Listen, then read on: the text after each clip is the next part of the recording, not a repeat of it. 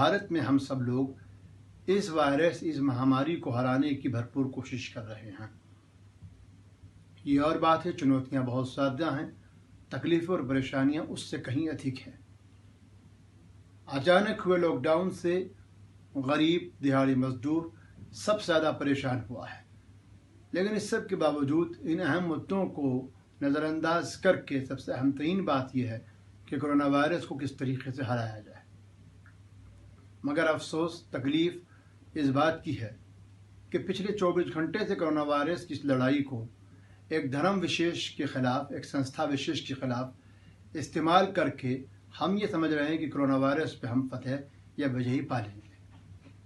तबलीगी मरकज़ या तबलीगी जमात कोई पहला या कोई नया संगठन नहीं है, बल्कि 90 वर्षों से ये समाज के अंदर फैली बुराइयों को ख़त्म करने के लिए या समाज सुधार के लिए एक ऐसा कार्य कर रहा है जिसमें भारत के अंदर तकरीबन 5 से 7 करोड़ लोग और विश्व भर में 40 करोड़ लोग इस जमात, इस संस्था के अनुयायियों में शामिल हैं। विश्व के अलग अलग देशों में इसको मान्यता है और आतंकवाद, अलगाववाद जैसे बड़े संगठन भी इसको अपना इसलिए विरोधी मानते हैं क्योंकि ये संगठन आध्यात्मिक कार्यों को या सोशल रिफॉर्म्स को या सामाजिक कार्यों को ज़्यादा बल देता है। भारत में गुजरात और मध्य प्रदेश दो ऐसी जगह हैं जहां इसके विश्वव्यापी बड़े बड़े इज्तिमात हर वर्ष होते हैं। पिछले दिनों भी तबलीगी मरकज़ में एक अंतर्राष्ट्रीय सम्मेलन था जिसमें विश्व के अनेकों देशों ने शिरकत की। लेकिन अचानक कोरोना वायरस की महामारी के चलते हुए दिल्ली सरकार ने पहले धारा 144 और उसके बाद 144 के साथ अलग अलग इज्तिमात या गैदरिंग पर जो पाबंदी लगाई, उसके बाद इस सभा में या इस मरकज़ में आए हुए लोगों को परेशानियों का फौरी सामना करना पड़ा। बिल्कुल उसी तरीके से जिस तरीके से अचानक हुए लॉकडाउन से दिहाड़ी मजदूर सड़कों से, घरों से निकल कर सड़कों पर आ गया था, यही परेशानी तबलीगी मरकज़ में भी थी कि विश्व भर के आए हुए लोगों को वापस किस तरह भेजा जाएगा। इस विषय में लगातार तबलीगी मरकज़ पुलिस को और एडमिनिस्ट्रेशन को और सरकार को लगातार अवगत कराता रहा कि इन लोगों को यहाँ से कैसे बाहर भेजा जाए।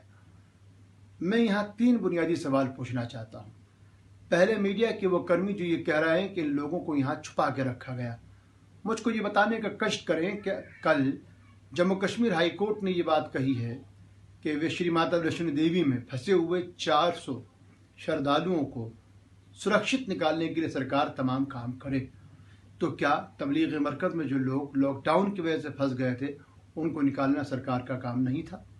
दूसरी चीज़, अगर कुछ सौ लोगों के यहाँ एक साथ जमा होने से कोरोना वायरस का ख़तरा बढ़ गया, और मैं भी मानता हूँ कि ऐसा हो सकता है, क्या वो हज़ारों लोग जो केरल से लेके और NH-24 गाज़ियाबाद तक वो मजदूर जो सड़कों पर, आनंद विहार बस अड्डों पर, पूना के रेलवे स्टेशनों पर हज़ारों की तादाद में एक साथ जमा हुए थे, क्या उनसे ये वायरस नहीं फैला होगा? क्या वे अपने साथ इस वायरस को नहीं लेके गए होंगे? तीसरी चीज़, जब विदेशी भारत आ रहे थे उनको वीज़ा कौन जारी कर रहा था? यकीनी तौर से वहाँ मौजूद हमारे उच्चायुक्त या हमारी एम्बेसीज वीज़ा जारी कर रही थी, जो इस बात का प्रमाण है कि पिछले 1 महीने तक भारत में आने वाले किसी भी व्यक्ति को वीज़ा नहीं देना बंद नहीं की गई थी। भारत में जो विदेशी सबसे पहले इस वायरस से इफेक्टेड पाया गया वो इटली के वो टूरिस्ट थे जो दिल्ली और राजस्थान के विभिन्न इलाकों में पाए गए थे।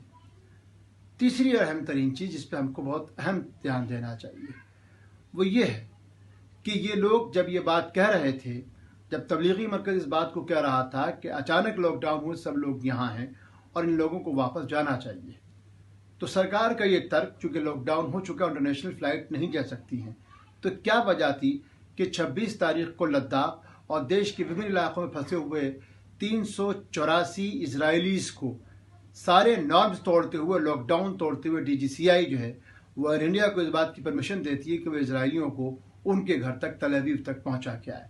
तो फिर क्या वजह है कि मरकज़ में मौजूद इंडोनेशिया, मलेशिया या विभिन्न देशों के लोगों को इनके देशों में वापस भेजने के लिए कोई बातचीत नहीं की गई? अंतिम और आखिरी बात, तबलीगी मरकज़ कोई नया मरकज़ नहीं है। तबलीगी मरकज़ 90 साल से उसी जगह मौजूद है। देश की इंटेलिजेंस, हमारी तमाम SI, दिल्ली पुलिस के बराबर में एक थाना, सब जानते हैं कि ये जमात सिर्फ़ और सिर्फ सोशल रिफॉर्म की बात करती है। पॉलिटिकली इनका कोई लेना देना नहीं है।